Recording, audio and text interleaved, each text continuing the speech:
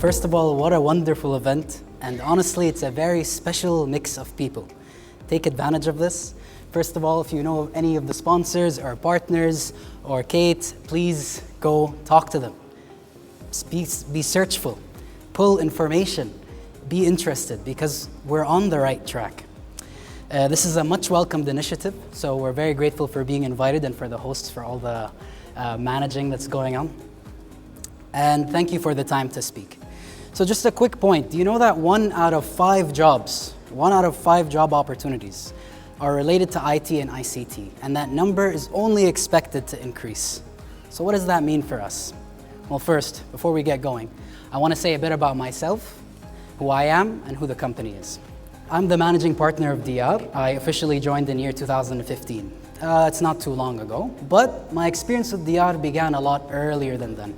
I remember going to the office before going to school with my father, playing with hardware, you name it, playing with cables, getting lost, all right? Actually, a lot of my colleagues here today, I've met before I even developed a memory, okay? So that tells you a bit about myself.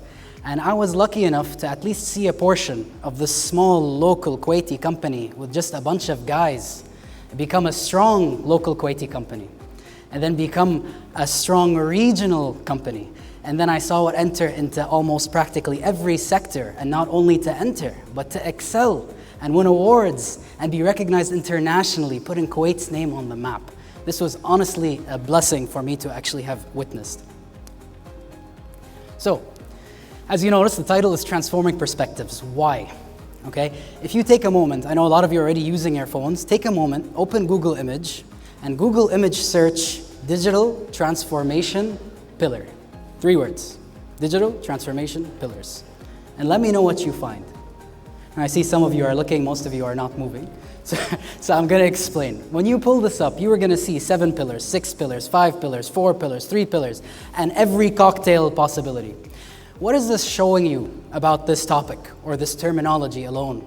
It's showing you that there are many varying perspectives, different perspectives. They're not facts yet, and that's why we're here. We're having this discussion, right? So we're here to show you our perspective, a bit of what we've learned. And since we're familiar with Kuwait, hopefully, I'm gonna assume most of us are familiar with the business in Kuwait. We're gonna use some examples from abroad, some areas we've covered, so hopefully we can pull some insights and maybe pull it into our vision for 2035, okay? First of all, we mentioned not one size fits all. So these projects are gonna try and show you a bit of an angle on each of these cases. Okay.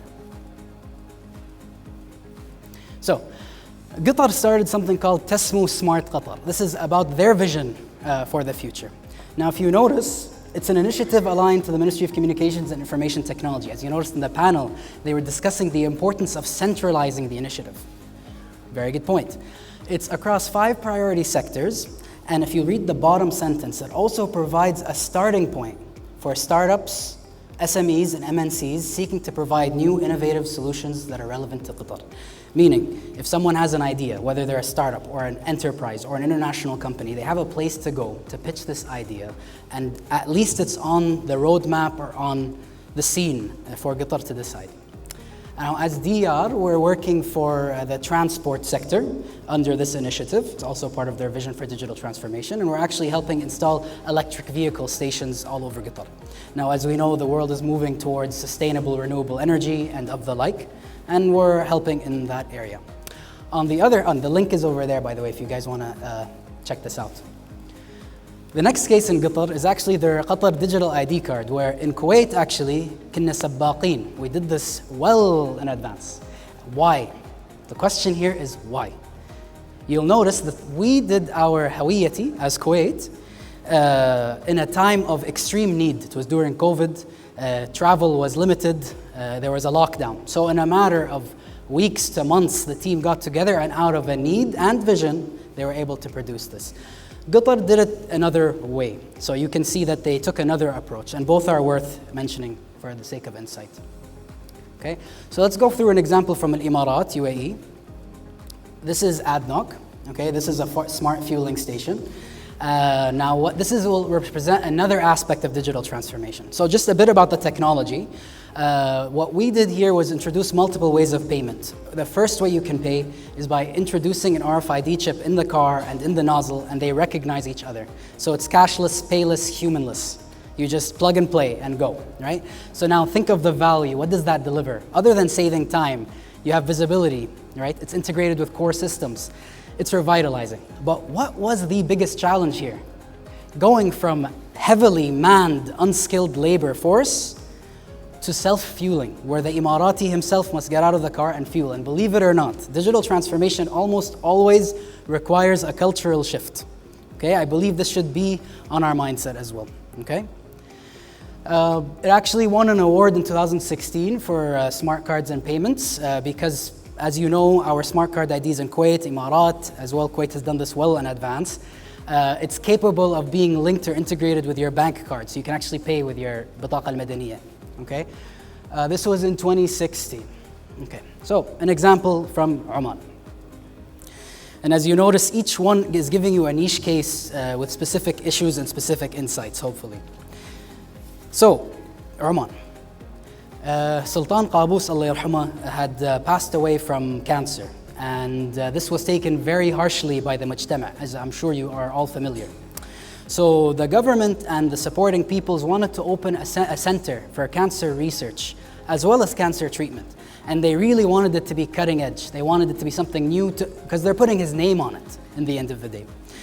And alhamdulillah, we were trusted with this opportunity. And it was launched in record time with our partners SAP for HIS, but that isn't where the story ended. So given that it was launched in COVID, what do you think the mentality would be? At the time, they did their best to remove human interactions. And this is, as we know, one of the core interactions that occur in the medical industry. It's a human-to-human interaction. So the pharmacy is actually unmanned. It's done fully robotically. You interact with no human. A lot of the patients who need monitoring are wearing smartwatches. Whether they go to the bathroom or anywhere they are, they can call for help.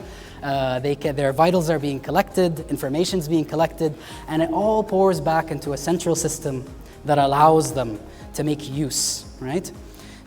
So what's the story of Sultan Qaboos? The story here, the lesson here is always focus on the individual first, and then the system, and see how the system can accommodate for every individual, right?